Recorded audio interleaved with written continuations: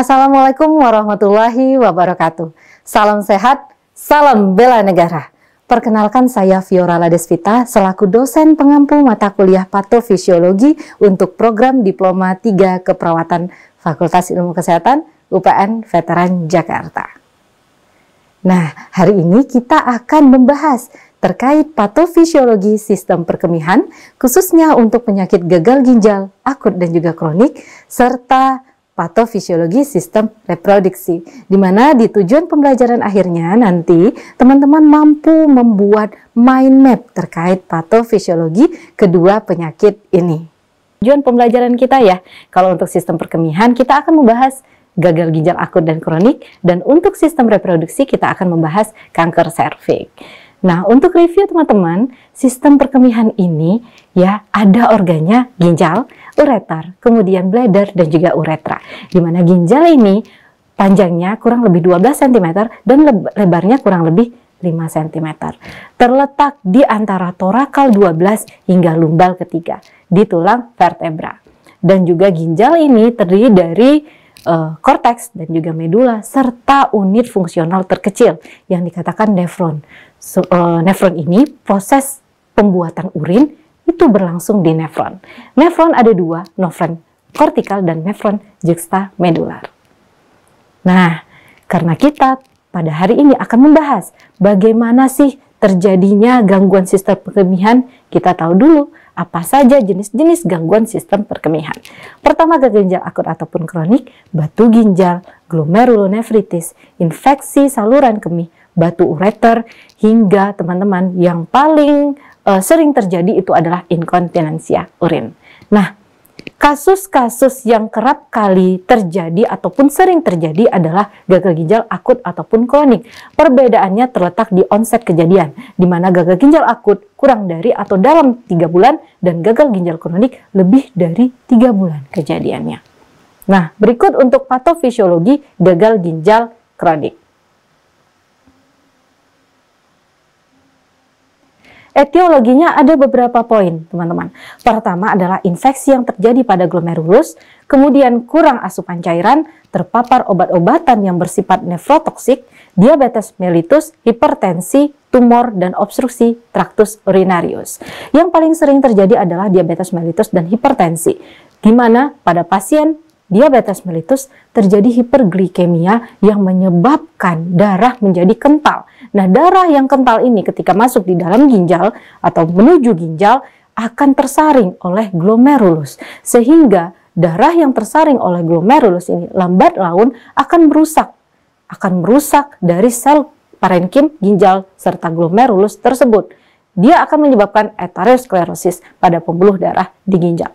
Lambat laun kalau ini terjadi terus-menerus, terjadi hiperfiltrasi dan juga proses inflamasi terjadi, nefron akan rusak dan akan menyebabkan gagal ginjal. Begitupun hipertensi. Hipertensi akan menyebabkan hialinisasi sehingga pembuluh darah berkontriksi atau mengalami vasokontriksi, di mana akan menyebabkan suplai darah dan oksigen ke ginjal akan menurun sehingga menyebabkan iskemia injuri yang juga akan menyebabkan gagal ginjal.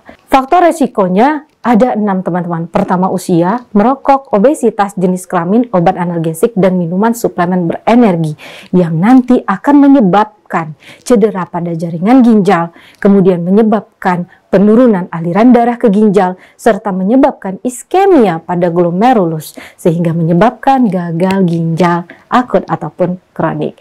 Nah, untuk gagal ginjal akut ataupun kronik, teman-teman, yang tadi saya sudah katakan perbedaannya hanya di onset waktu, tetapi kalau gagal ginjal akut, kita bisa melihat dari penyebab prerenal, intrarenal, dan postrenal, serta untuk gagal ginjal kronik kita bisa melihat dari laju filtrasi glomerulus. Dan yang dikatakan gagal ginjal kronik tahap akhir ini adalah di mana laju filtrasi glomerulusnya kurang dari 15 mili per menit per 1,73 meter persegi. Nah, itu terkait sistem perkemihan. Kita masuk ke sistem reproduksi ini, teman-teman. Nah, sistem reproduksi wanita ada banyak sekali gangguan yang bisa terjadi pada sistem reproduksi wanita, yaitu pertama adalah kanker serviks, kemudian ada gangguan-gangguan menstruasi dan lain sebagainya, dan nanti yang akan kita bahas lebih lanjut itu pada pertemuan di kelas. Nah, sekarang kita fokus ke kanker serviks ya, karena yang akan saya potret untuk gangguan sistem reproduksi wanita ini adalah kanker serviks. Nah, kanker serviks sendiri ada beberapa faktor pencetusnya, teman-teman. Pertama, menarche usia yang muda atau usia awal, kemudian riwayat menikah, usia muda, pola hygiene yang kurang baik, dan pernikahan yang banyak sehingga menyebabkan multi partner, kemudian penggunaan pil KB, riwayat gravida, gaya hidup yang kurang sehat, serta mengkonsumsi makanan dan minuman yang tinggi akan zat-zat karsinogenik. Nah, ini semua apabila kita lakukan, teman-teman, akan menyebabkan kerusakan pada sel squamosa serviks, sehingga lambat laun kerusakan sel akan mencetuskan terjadi inflamasi dan terjadinya kerusakan yang berlarut, yang kronik, sehingga menyebabkan terjadinya CA serviks.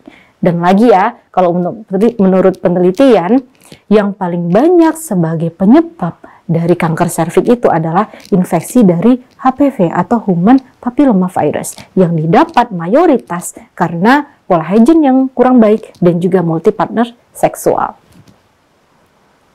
Nah, kalau misalnya ada pasien yang diduga mengalami CA serviks, dia akan mengalami perdarahan pervagina yang berlangsung terus-menerus dan harus mendapatkan pengobatan yang kompleks, dan ini pengobatannya ini didapat dari pusat layanan kesehatan dan dokter, di mana terdiri dari terapi modalitas, radiasi eksternal ataupun internal, dan perencanaan untuk mendapatkan kemoterapi bagi yang sudah positif untuk CA serviks. Nah, selanjutnya adalah sistem reproduksi pria, dan ini kita akan lebih lanjut membahasnya di kelas ya teman-teman. Tapi akan saya spill sedikit nih terkait gangguan sistem reproduksi pada pria, mulai dari BPH, hipogonadisme, uretritis, epididimitis, hingga teman-teman yang paling banyak terjadi adalah kanker ataupun tumor pada testis, pada penis, dan juga pada prostat. Nah, itu dia tadi review kita sedikit terkait patofisiologi, sistem perkemihan, dan juga sistem reproduksi. Dan untuk lebih lengkapnya akan kita bahas di pertemuan di kelas lewat diskusi dan juga tanya jawab.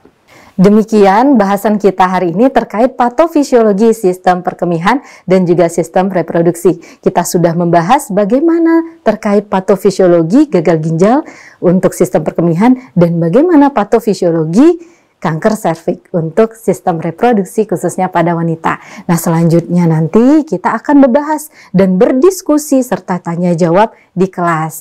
Nanti jika ada pertanyaan yang mau ditanyakan untuk saya, nanti teman-teman bisa catat ya. Kemudian nanti di kelas silahkan sampaikan ke saya, kita akan berdiskusi dengan interaktif. Demikian dari saya, mohon maaf apabila kesalahan. Assalamualaikum warahmatullahi wabarakatuh. Salam sehat, salam bela negara.